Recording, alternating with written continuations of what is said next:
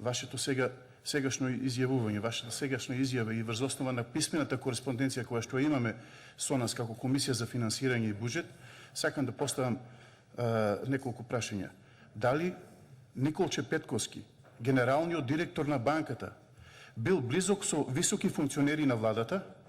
Одма одговор да. И дали имал средби со тие членови на владата и нивни бизнис партнери од југоисточниот дел на Македонија, поточно од Струмичкиот регион, а се со цел да добијат огромни поволности од владата.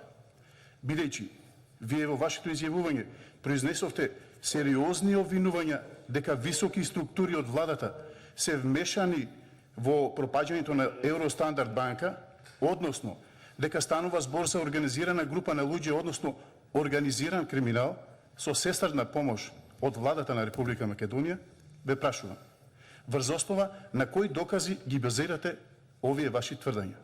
Благодарам. Тоа е моето прашање.